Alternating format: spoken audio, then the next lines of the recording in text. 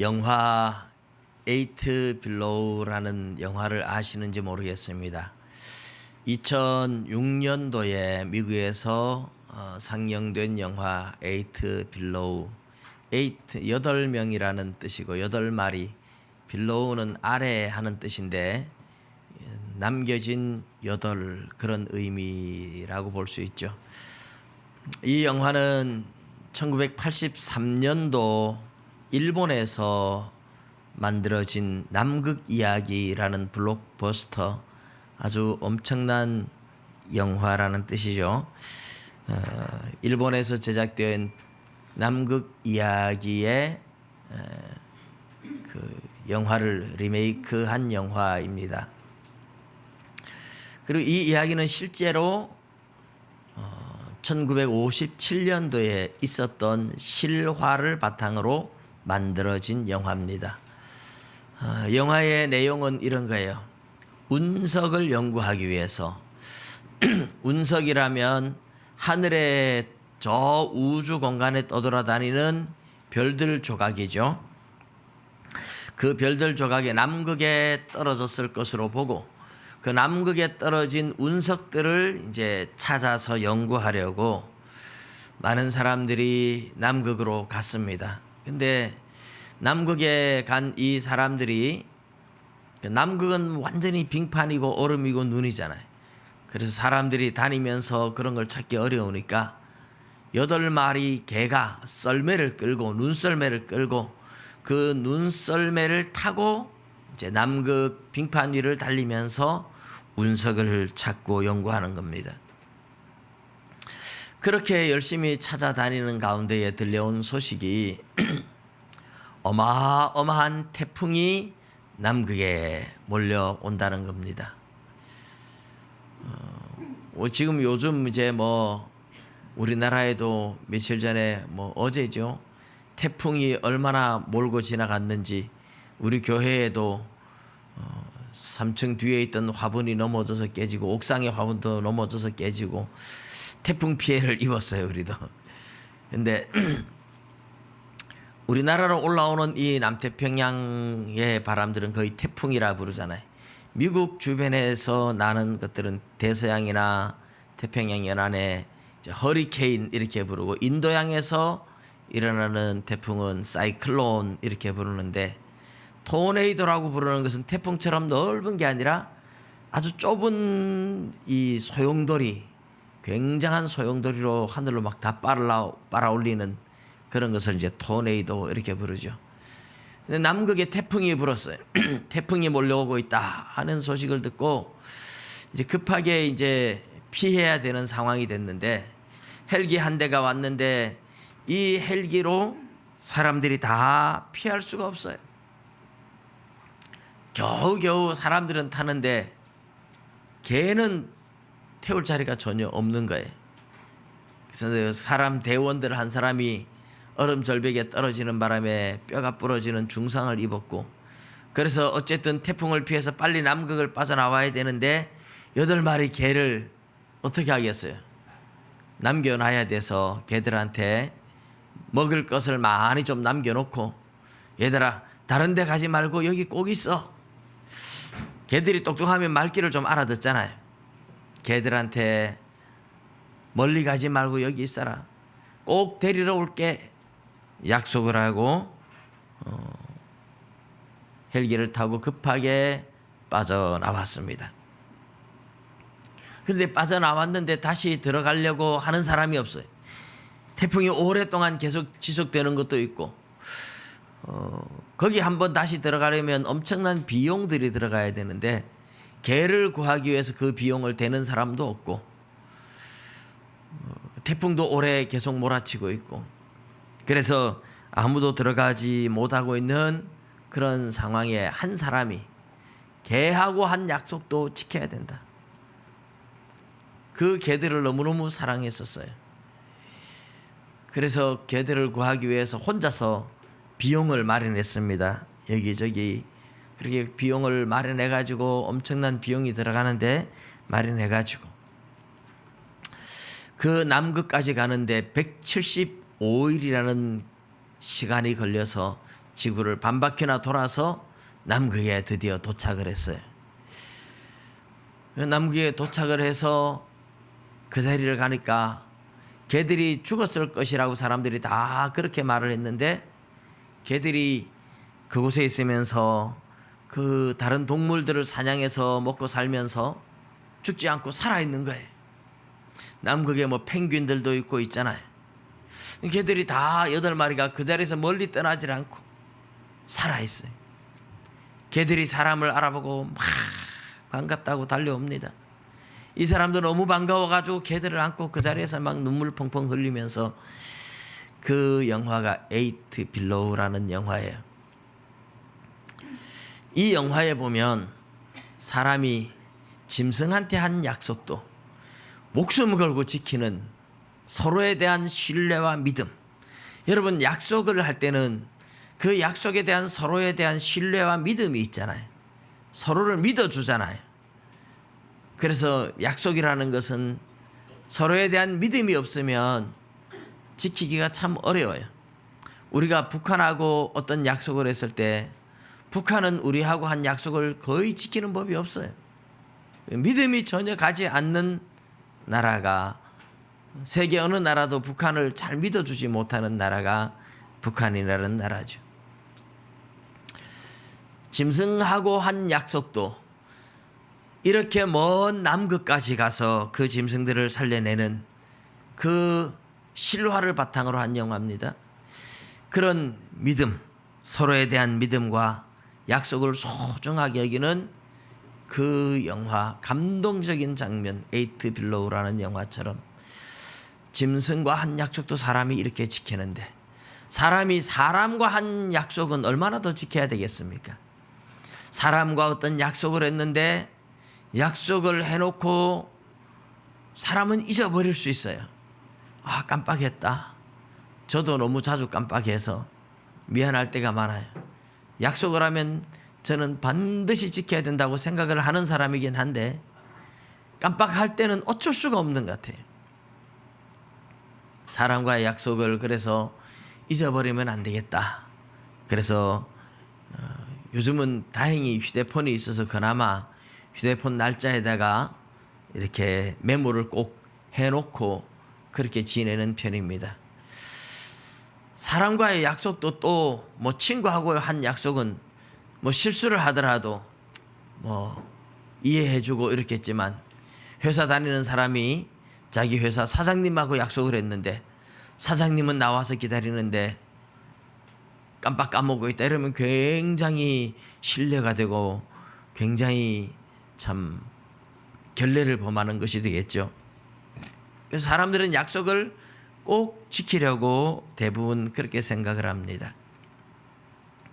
근데 사람과 한 약속이 아니라 하나님과 한 약속은 우리가 서원이라 그래요. 서원.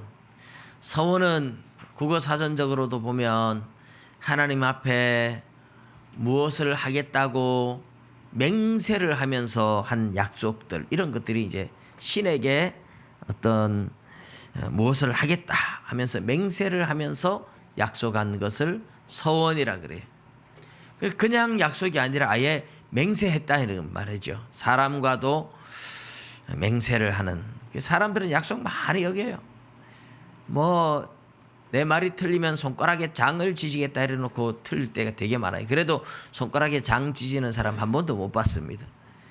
사람들은 약속을 제대로 못 지킬 때가 참 많죠. 근데 우리가 하나님과 한 약속, 서원이라는 말이죠. 오늘 우리가 읽은 민수기 30장은 바로 그 서원에 대한 이야기입니다. 이 서원에 대한 이야기가 레위기 27장에도 나오고 우리 민수기 30장에도 나옵니다. 근데 레위기에서 나오는 서원과 민수기에서 나오는 서원은 서로 많이 달라요. 화면 보지 말고 나를 보세요. 화면이 어둡다고 그거 보고 웃고 있는 우리 학생들 나를 보세요. 나를 보고 그렇게 웃어주면 얼마나 좋아요. 야, 웃으니까 너무 예뻐. 우리 찬욱이도 너무 잘생겼어. 예. 여러분, 그 레위기에서 나오는 서원은 사람이 자기를 얼마 동안 헌신하겠다, 뭐 나이가 어린 사람, 뭐 많은 사람, 늙은 사람, 여자, 남자, 그 하나님 앞에 헌신할 때 그게 다르잖아요. 그래서 이제 뭐 우리가 품앗이를 해도 일 잘하는 사람 품앗이하고 일 제대로 못하는 사람 품앗이하고 품삯이 서로 달라요. 어떤 사람은 혼자서 두목 세목 해내는 사람이 있고, 어떤 사람은 일을 시켜도 초보자여서 하나도 할 줄 모르는 사람이 있고, 똑같이 1대1로 품앗이를 시키면 안 되는 거예요.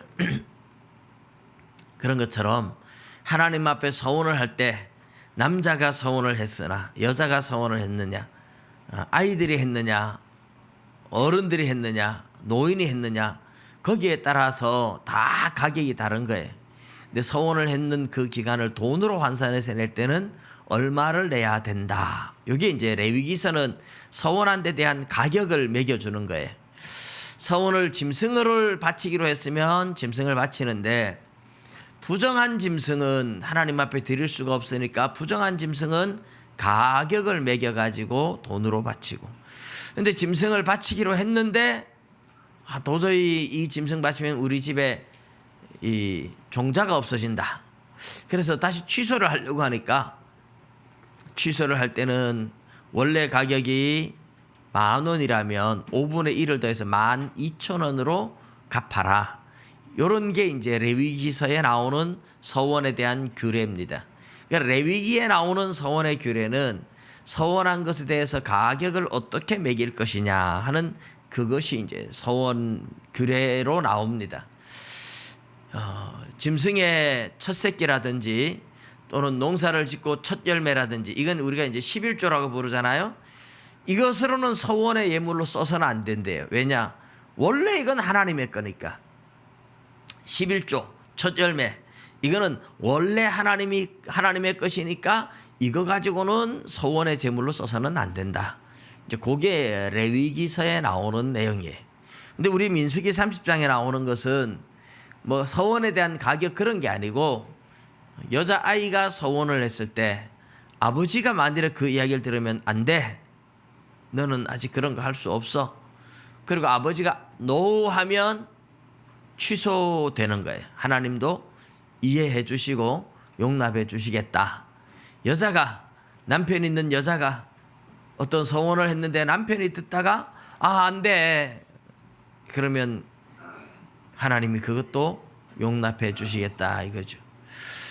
처녀로 있다가 이제 결혼하면서 이제 나는 이렇게 해야 되겠다 하고 결혼하면서 남편한테 내가 결혼하면 이렇게 하기로 했습니다 하고 서운한 걸 얘기할 때 남편이 no 하면 하나님께서 그것도 사해 주시겠다, 그런 이야기죠.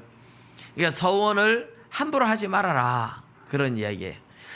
아버지가 취소시킬 수 있고 남편이 취소시킬 수 있다는 이 말 속에는 크게 두 가지 의미로 우리가 생각해 볼 수 있는데, 하나는 하나님께서 가정의 대표로 부모를 대표로 세워놨기 때문에, 또는 하나님께서 남편과 아내 사이에 사람의 인격은 동등할지라도 가정의 대표로 남편을 대표로 세워놨었잖아요. 질서상 남편을 대표로 세웠기 때문에 대표자가 no 하면 no 할 수 있다. 그렇게 이제 하나님이 하시는 거죠. 또 그런데 특별히 이제 여자에 대한 규례예요. 여자아이, 부인들이 서원한 것을 남편들이나 아버지가 제어할 수 있다. 이 말은 여자들이 이제 남자들보다 감정적으로 빨리 이렇게 달아오르죠. 순간적으로, 감정적으로, 즉흥적으로 이렇게 하겠습니다.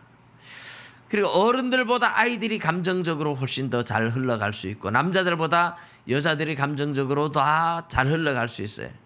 그래서 부모가 볼 때는 신중하게 생각해야 되는데 아이가 그냥 생각 없이 했다 이거죠.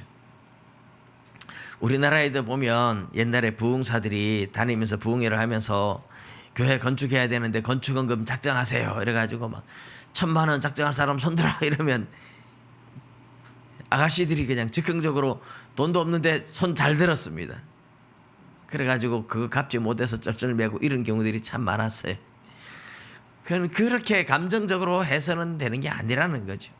하나님 앞에 하는 약속은 너무너무 소중한, 사람이 개하고 약속한 것도 지키려고 생명 걸고 갔잖아요.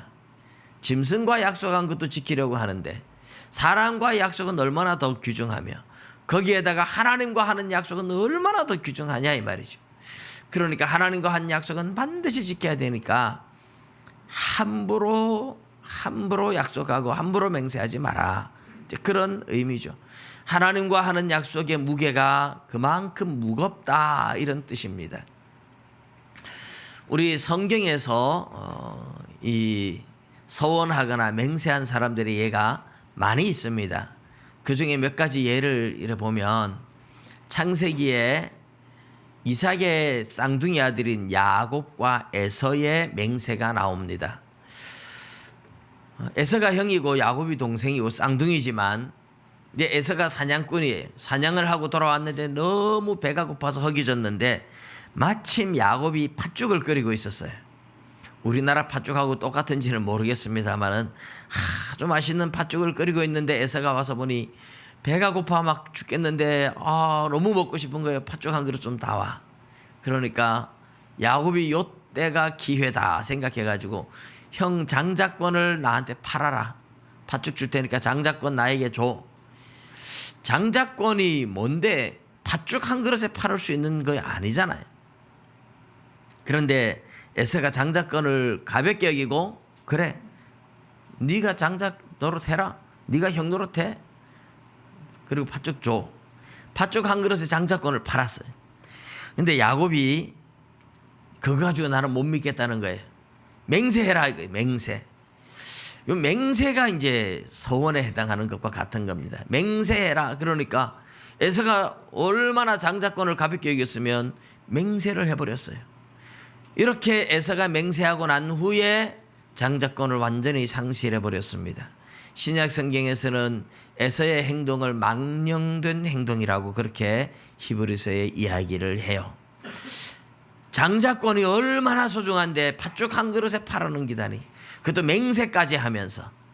그래서 나중에 이삭이 축복을 할 때 야곱이 아버지를 속이고 장자권을 가져서 축복을 받았지만 어쨌든 에서가 아버지한테 나도 축복해달라고 울고 매달려도 안 됩니다.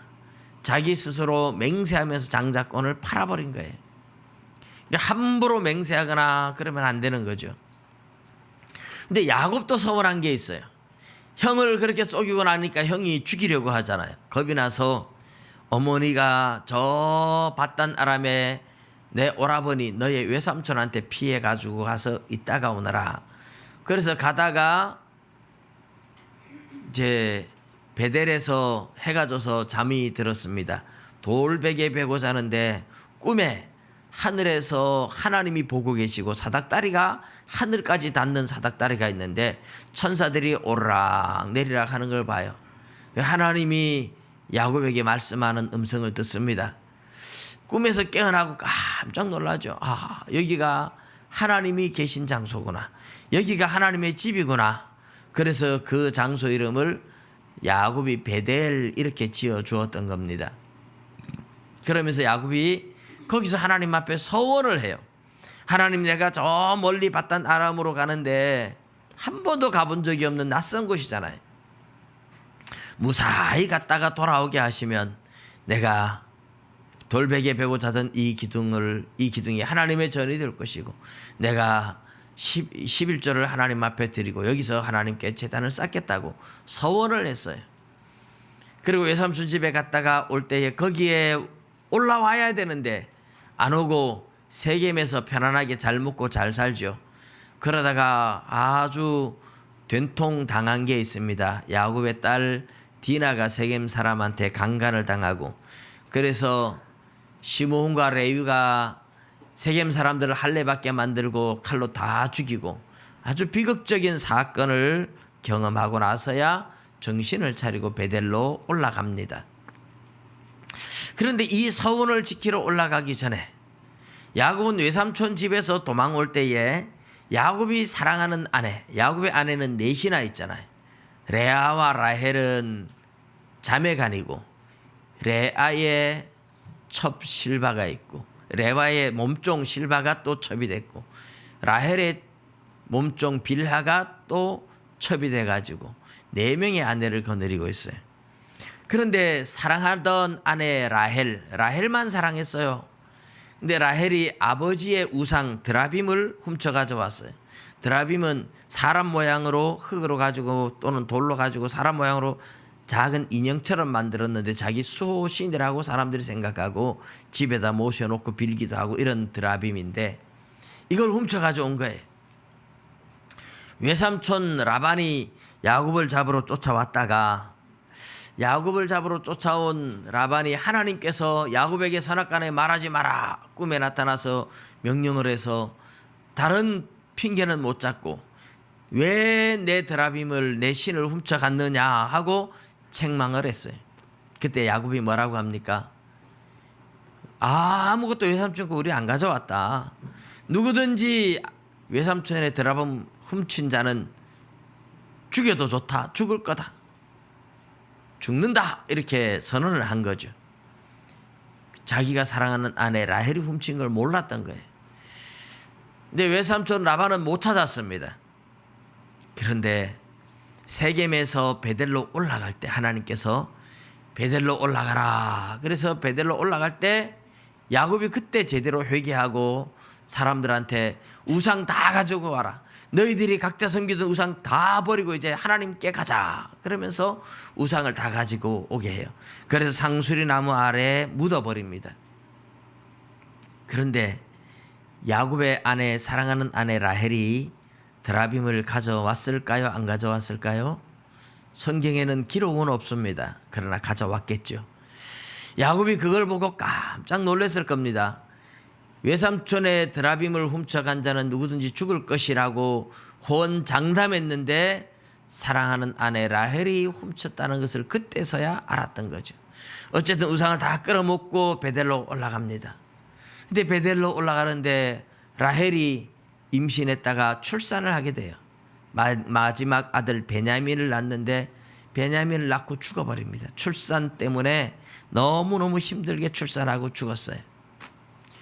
그런데 이 죽음은 야곱이 사실은 맹세했던 겁니다. 훔쳐간 사람은 죽을 겁니다. 근데 누가 훔쳐간지 몰라요. 그래서 라헬이 그냥 죽었으면 왜 죽었는지 모르겠죠. 세겜에서 상수리 나무 아래에 우상을 묻을 때에 라헬이 훔쳤구나 하는 것을 알고 내가 그렇게 말했는데 하고 그때 가서 라헬이 죽을 때 야곱은 내가 함부로 말을 해서 내 아내가 죽었구나 하는 것을 깨닫게 하기 위해서 하나님은 그렇게 하신 겁니다. 말 한마디 함부로 맹세하다가 이렇게 어려운 일들을 당하는 사람들이 많다는 뜻입니다. 사사기에 보면 입다가 나옵니다. 입다가 암몬과 전쟁에 나가는데 암몬과 전쟁에 나갈 때 하나님께 서원을 하는 게 있어요. 하나님, 나에게 승리를 주시면 내가 돌아올 때에 우리 집에서 가장 먼저 나와서 나를 영접하는 자를 내가 하나님께 번제로 드리겠습니다. 입다가 제정신이 아닌 거죠. 입다는 사실 배우지 못하고 좀 무식한 사람이에요. 그래서 자기를 가장 먼저 영접하는 사람은 그게 누구든지 번제로 드리겠다고 했는데 전쟁에 승리하고 돌아왔습니다. 사랑하는 딸, 무남동녀의 하나밖에 없는 외동딸이 가장 먼저 나와서 아빠를 환영하며 찬송을 하는 겁니다. 근데 아버지를 환영하러 나온 딸을 보는 순간에 딸이 반갑고 기쁜 게 아니라 입다는 너무너무 참담함을 느낍니다. 자기 옷을 찢으면서 너는 나를 참담하게 한다. 내가 하나님 앞에 가장 먼저 영접하는 자를 하나님 앞에 번제로 드리겠다고 몸을 쪼개서 불에 태워서 제사를 드리는 것이 번제인데 딸을 번제로 드리게 됐으니 기가 막힌 거예요. 서원을 잘못한 거죠. 그런데 입다는 무식한데 무식하긴 무식하지만 약속 하나는 잘 지키는 거예요. 하나님께서 이스라엘 백성들이 하도 약속을 어기니까 하나님은 이스라엘 백성들을 더 이상 신뢰하지 않고 입다같이 무식하고 깡패를 쓰는 겁니다. 봐라, 입다는 무식해도 하나님 앞에 한 약속만은 잘 지키지 않느냐. 그런데 너희들은 뭐냐? 이 입다만큼도 약속을 지킬 줄 모르는 너희들은 뭐냐 하고 하나님께서 이스라엘을 책망하는 기법입니다. 그게. 그렇지만 어쨌든 입다가 자기 딸을 번제로 드릴 수밖에 없었어요. 그 딸은 아버지가 하나님께 입을 열었으니 그대로 행하십시오. 다만 내가 산에 가서 처녀로 죽음으로 인하여 애곡하고 오겠습니다. 기한을 좀 주십시오. 그래서 몇 달 올라가서 울면서 애곡하고 내려와서 입다가 번제로 드린 사건이 사사기 10장에 가면 나옵니다. 얼마나 비극적인 이야기예요. 입다가 하나님 앞에 함부로 서원했고 그 서원을 지키기 위해서 자기 딸을 번제로 드려야만 하는 비극적인 사건이 생겼던 겁니다. 사무엘상으로 가면 사무엘상 1장에 한나가 하나님 앞에 아들을 못 낳아서 울며 기도하면서 아들을 주시면 나도 그 아들을 평생 하나님 앞에 드리겠습니다 하고 서원을 했어요. 근데 그 서원을 듣고 엘가나 남편이 그래 당신 좋을 대로 해 하고 허락을 해줬어요. 남편이 노 하면 안 될 텐데 남편이 허락을 해줬습니다. 오늘 우리 민수기 30장에 나오는 것처럼 남편이 허락이 있으니까 해야 되죠. 그래서 아들을 낳았습니다. 2장에 가면 이제 아들을 낳고 젖될 때에 그 아들을 데리고 엘리 제사장한테 가서 평생을 하나님 앞에 드리기로 내가 서원했던 아들이 이 아들입니다 하고 드렸어요. 하나님께서 그 사무엘을 위대한 선지자로 쓰시는 거죠. 서원을 해도 잘 해야 되는데 그죠? 잘 해야 됩니다. 하나님의 사람으로 드리겠다고 이렇게 서원하는 거는 괜찮아요. 그래서 오늘날 우리 목사님들 중에서 많은 목사님들이 보면 엄마가 나를 하나님 앞에 드리기로 서원해서 내가 목사 됐다 이런 사람들 굉장히 많습니다. 내 뜻하고 상관도 없이 엄마가 나 낳을 때 또 내 태어나서 어릴 때 아빠가 엄마가 하나님 앞에 드리기로 서원을 해서 내가 목사가 됐습니다. 그렇게 부모의 서원 때문에 목사님이 된 사람들이 굉장히 많아요. 우리가 지난번에 갔던 동산 수련원 그 권사님도 자기 큰아들을 서원해서 하나님 앞에 드려서 큰아들은 안 가겠다고 얼마나 많이 방황하며 세상길로 다녔는지 몰라요. 그런데 하나님이 다 길을 막아요. 결국은 어쩔 수 없이 나이 들어가지고 이제 전사님으로 그래서 지금은 거기를 관리하며 또 시지에서 전사님으로 있고 그렇게 합니다만은 하나님 앞에 서원은 이렇게 쉽게 함부로 해서는 안 된다는 그런 의미죠. 또 이제 성경에서 맹세하는 이야기들이 사울 왕과 다윗 왕의 맹세들이 나오죠. 이제 사울 왕은 블레셋과 전쟁할 때 그런 맹세를 합니다. 블레셋 사람들이 엄청나게 많이 쳐들어올 때 두려워서 벌벌 떨다가 요나단 왕자가 혼자 적진 속에 들어가서 사람들을 죽이니까 블레셋 사람들 속에 숨어있던 이스라엘 군사들 겁이 나니까 블레셋한테 가서 항복해가지고 블레셋 군인이 되어있던 사람들이 블레셋 군사들이 막 쓰러지는 걸 보면서 갑자기 요나단 편이 되는 거예요. 그러니까 블레셋 사람들은 누가 적군인지 아군인지 몰라요. 왜요? 자기 안에 있던 군사들인데 이 사람들이 이스라엘이 항복해온 군사인지 이런 것도 잘 몰라요. 그런데 그 사람들이 갑자기 돌변해가지고 공격을 하는 바람에 블레셋 사람들은 혼란이 일어나가지고 자기들끼리 치고받고 싸우고 난리가 납니다. 사울 왕은 겁을 먹고 벌벌 떨다 그걸 보고 나서야 용기를 내가지고 블레셋 사람들을 공격하러 가요. 그런데 체면이 안 서잖아요. 자기가 처음부터 싸워서 이긴 게 아니니까. 그러니까 자기 체면 좀 세우려고 오늘 해질 때까지 내가 내 원수를 갚는 해질 때까지 아무든지 음식을 먹으면 저주를 받을지어다 하고 맹세를 해버려요. 그래서 군사들이 하루 종일 싸우는데 배가 고파서 막 죽을 지경이죠. 그때 요나단은 아버지가 선포하는 말을 듣지를 못해가지고 숯불 속에 들어갔는데 꿀이 있어요. 꿀이 벌집에서 흘러내린 걸 보고 지팡이 내밀어서 꿀을 찍어서 먹었는데 이게 이제 딱 걸린 거예요. 저녁이 되어서 해가 지고 나서야 막 짐승들 잡아먹고 힘을 좀 얻고 나서, 사실 군사들은 하루 종일 싸우느라고, 먹지도 못하고 싸우느라고 얼마나 피곤하겠어요. 먹고 나서 소화시킬 시간이 또 필요한데 사울 왕은 그때도 자기 체면 세우려고 자기가 막 대단한 것처럼, 우리가 지금 이 밤에도 밤새도록 가서 적군을 다 섬멸시키자고 막 큰 소리를 쳐요. 그때 제사장이 이건 아니다 싶었겠죠. 그래서 하나님께 나가서 물어봅시다. 하나님께 물으니까 하나님이 대답을 안 하세요. 하나님이 우림과 둠밈으로 묻는데 예스 노를 해야 되는데 하나님이 응답을 안 하세요. 그리고 이게 누구의 죄 때문이라고 이제 생각을 한 거죠. 그래서 누구의 죄인지 밝혀보자 제비뽑기를 했는데 사울과 요나단 그리고 백성들 양쪽을 갈라놓고 제비를 뽑았는데 사울과 요나단 쪽에 뽑힌 거예요. 그러면 나와 요나단 사이에 뽑아라 하니까 요나단이 딱 걸린 거예요. 그래서 요나단 네가 무슨 죄를 지었느냐?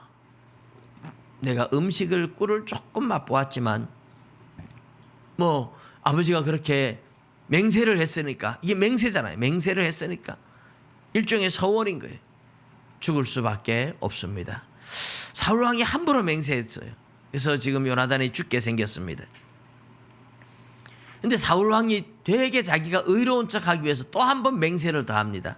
요나단아, 자기 아들이에요. 요나단아, 네가 반드시 죽으리로다. 그렇지 않으면 하나님이 나에게 벌을 내리시고 또 내리시기를 원하노라. 도대체 이런 맹세를 왜 할까요? 요나단, 네가 살고 내가 죽자. 차라리 이래야 정상이 아닌가요?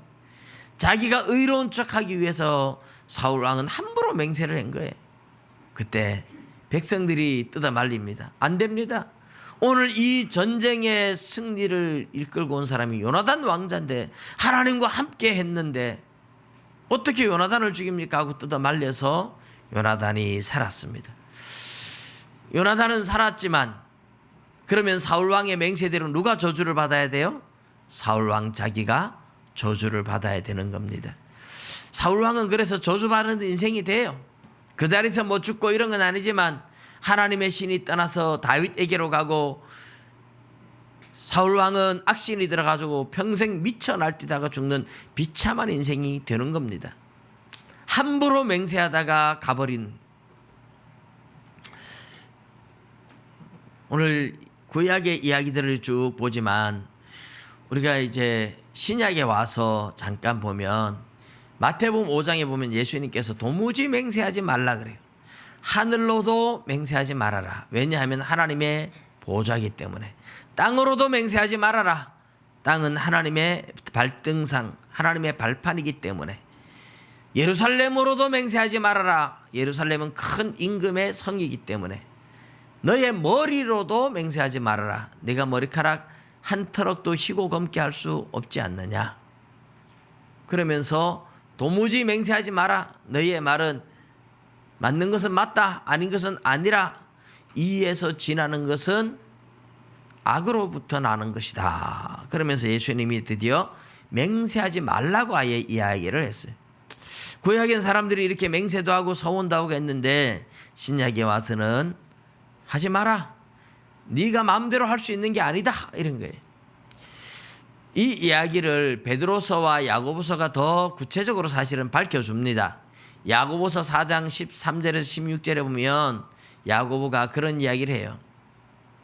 사람들이 나 멀리 가가지고 장사해가지고 많은 이익을 남기고 부자 돼서 돌아오겠다고 그렇게 계획을 짜고 큰소리치고 가지만 하나님이 허락하지 않으면 안 되는 거잖아요. 그러니까 사람이 내가 이거에서 부자 될 거라고 함부로 말하지 말아요. 자랑하지 말래요. 하나님이 허락하지 않으면 아무것도 할 수 없다는 거죠. 그래서 우리에게는 뭐라고 하느냐? 주님의 뜻이면 내가 살기도 하고 이것도 하고 저것도 할 것이라 이렇게 말해라. 그래서 하나님이 허락하시면, 하나님의 뜻이면 내가 이걸 할 겁니다. 내가 이렇게 하려고 하는데 하나님이 허락하시면 이렇게 될 겁니다. 항상 앞에 하나님의 뜻이면, 하나님이 허락하시면 이걸 붙여야 돼요.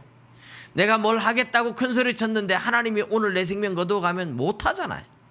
참새 한 마리도 하나님의 허락 없이는 땅에 떨어지지 않는다고 했습니다. 사람의 생명이 하나님께 있는데 내가 뭘 하겠다고, 반드시 하겠다고 약속을 했는데 하나님이 오늘 내 생명 거두어가면 어떻게 할 거예요? 우리는 우리 힘으로 할 수 있는 게 아무것도 없다는 겁니다. 범사의 하나님을 인정해야 돼요. 하나님의 허락으로 할 수 있는 것이 내 힘으로 하는 게 아니라는 뜻입니다. 그래서 예수님은 도무지 맹세하지 마라.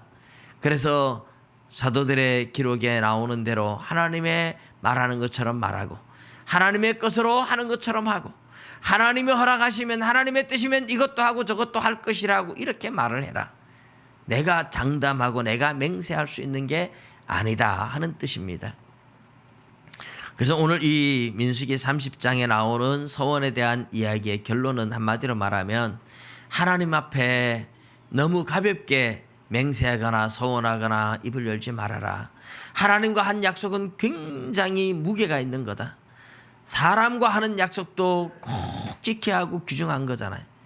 하물며 하나님 앞에 하는 약속들을 어떻게 그렇게 함부로 말할 수 있고 가볍게 생각할 수 있니? 지키지 못할 것 같으면 아예 약속을 하지 말아야 되는데, 지키지 못할 약속을 안 해야 되는데 우리도 약속해놓고 지키지 못할 때가 참 많죠. 사람과 약속해놓고 저도 자주 잊어버립니다. 내가 약속을 해놓고 지키지도 못했고, 내가 약속해놓고 또 깜빡 까먹었구나.